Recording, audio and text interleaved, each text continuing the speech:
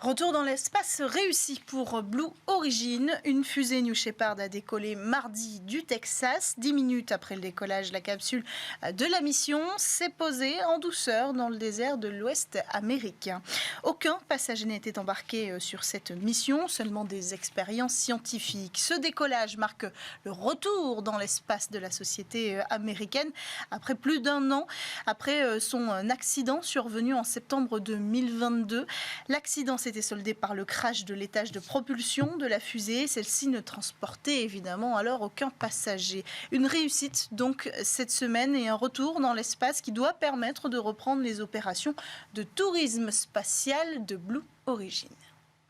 Autre actualité, troisième mission pour l'avion spatial chinois. Un avion secret, réutilisable, aussi mystérieux que la navette américaine X-37B qui doit justement, elle aussi, rejoindre l'espace pour le Pentagone.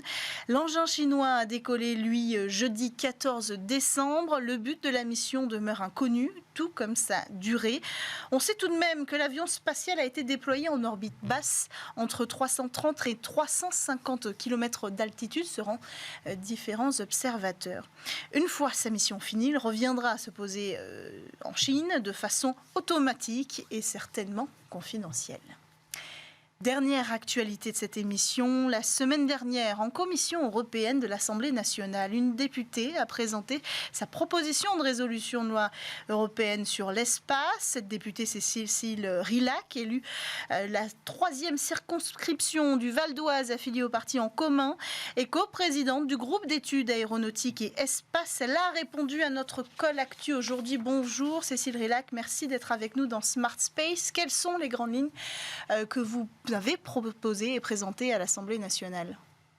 Bonjour. Donc, les grandes lignes de cette proposition de résolution européenne, il y a, je dirais, trois grandes parties.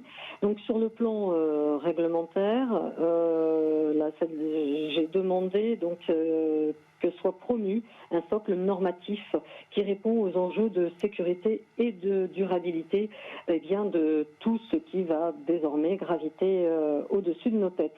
Donc, comme je l'ai écrit dans cette PRE, il est très intéressant et très important que les mesures que nous demandons soient réciproques dans une logique de durabilité et de compétitivité pour l'industrie européenne. Quand je dis réciproque, c'est bien évidemment de manière à ce que demain, certains fournisseurs, lorsqu'ils décolleront par exemple du centre spatial guyanais, acceptent les mêmes normes pour tout le monde en termes de préservation, de l'environnement.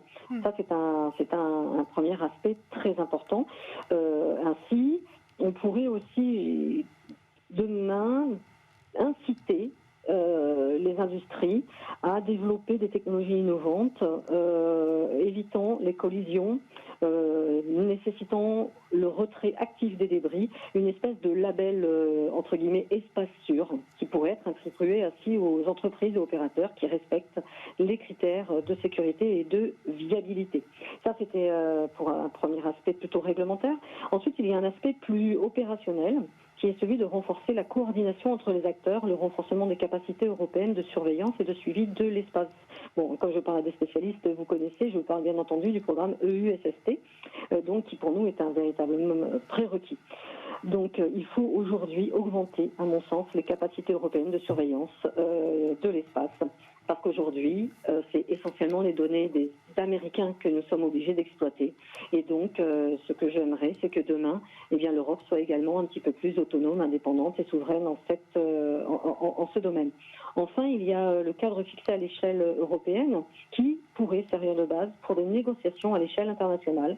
Et j'espère que par l'adoption d'un modèle européen qui devrait pouvoir advenir normalement sous la présidence espagnole, c'est-à-dire en prochain semestre 2024, avec une démarche très proactive sur la base de négociations pour parvenir à terme à un accord de niveau international. Voilà un petit peu tout ce que j'avais demandé au sein de cette proposition de résolution européenne. Et comment a été reçue ou comment ont été reçues toutes ces propositions? Est-ce que vous avez l'impression d'être entendu? Est-ce que ce sujet est accessible à l'Assemblée nationale?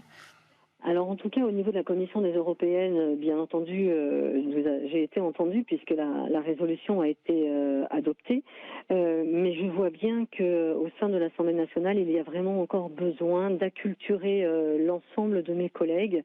Les sujets spatiaux, à mon sens, ne sont pas encore assez discutés.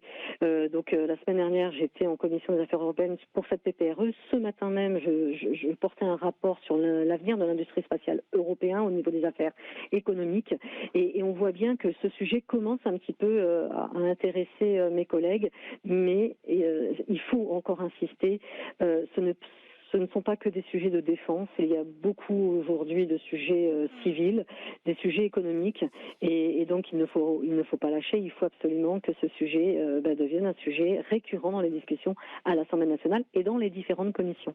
Précisément, vous avez cité tous ce volet réglementation sur finalement ce qui entoure les débris spatiaux. C'est de ça qu'on parle, s'assurer qu'on n'aille pas rajouter de la pollution et qu'on soit aussi en capacité de retirer, de désorbiter des satellites. Oui. Ça, c'est un sujet qui est majeur, dont on parle énormément aujourd'hui. Est-ce qu'à l'Assemblée nationale, vous avez cité les enjeux de défense, c'est encore difficile de parler d'écologie et de spatial ? Oui, c'est encore difficile parce que c'est très éloigné, je pense, des préoccupations des collègues. Et nous avons aussi une difficulté concernant le spatial, c'est que le budget est éparpillé en différents programmes. Il y a une partie du programme qui est dual et donc pilotée par la défense, une partie qui est pilotée plutôt au niveau de deux programmes au niveau de la recherche. Désormais, c'est la DGE au niveau de l'économie qui est devenu chef de file depuis que le ministère de l'économie a récupéré le portefeuille du spatial. Donc du fait que ce soit un petit peu éparpillé, il faut véritablement être un spécialiste des questions spatiales pour être aujourd'hui en capacité de mettre toutes ces briques les unes derrière les autres et donc d'avoir une vision globale. Et c'est pour ça que j'ai souhaité animer le groupe d'études espace à l'Assemblée nationale parce que ça transcende en effet toutes les commissions et pour moi c'est aussi quelque chose qui est profondément transpartisan. Ce sont des questions sur lesquelles nous devons nous rassembler et certainement pas nous diviser. Merci beaucoup Cécile Rilhac. On voit encore l'importance de vulgariser et d'expliquer, d'acculturer, comme vous l'avez dit, jusqu'à notre gouvernement pour faire avancer le sujet du spatial qui est très important aujourd'hui aussi pour beaucoup de strates de notre économie. Merci d'avoir pris le temps de répondre à notre call actu. Merci pour votre invitation. On enchaîne avec le Space Talk sur Bismart.